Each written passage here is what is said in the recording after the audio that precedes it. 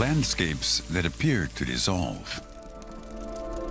Enormous screens where works by old masters are deconstructed. They're all creations by Davide Quayola. He comes from a family of artists and grew up in Rome, surrounded by the cultural treasures the city is famous for. Although the world of computing captured Quayola's interest early on, art never lost its hold on him. For me, historical artworks as kind of icons of beauty and perfection in a way, something that we studied so much. We looked at them. I'm interested in the contrast of how such an old object could be looked again in new ways. His fascination with the works of great artists like Diego Velázquez has often brought Quayola to museums like the Museo del Prado in Madrid, both in real life and in the digital world. Back in 2009, the Prado posted high-resolution images of 14 of its most important works online. Meanwhile, collaborations like the one with Google Art Project have made it possible to admire virtual versions of works like Diego Velázquez's Las Meninas. The painting was the basis for this animation by Quayola.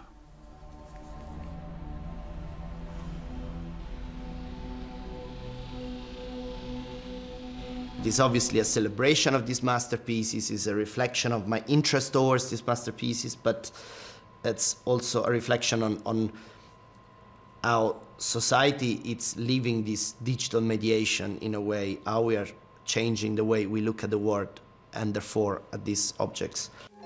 The Tiger Hunt by Peter Paul Rubens was also transformed into a work of abstract art.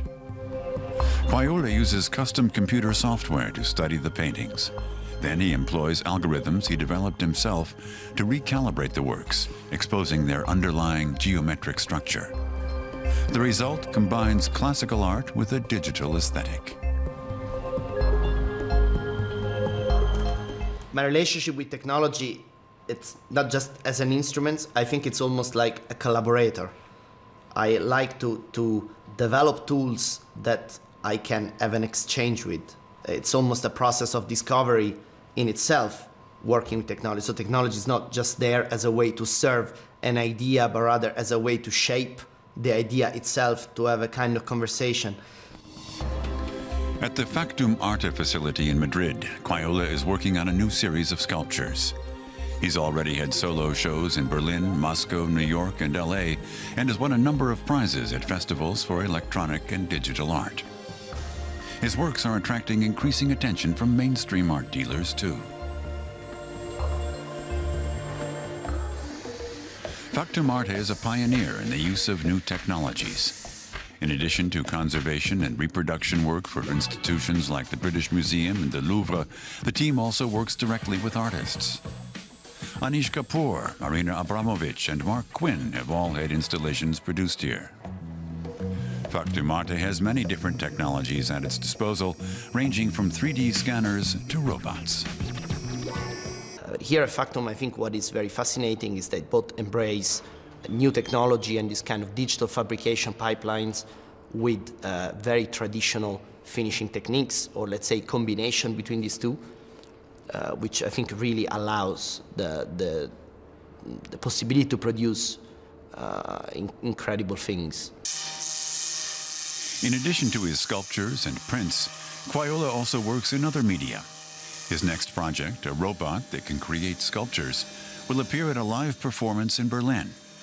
In Quayola's work, the real and the digital are complementary rather than contradictory. A lot of, kind of younger generation, digital natives, engaging a lot with technology as a subject itself to explore. Davide Quayola's art captures one of the defining features of our age, the gradual merging of the virtual and the real.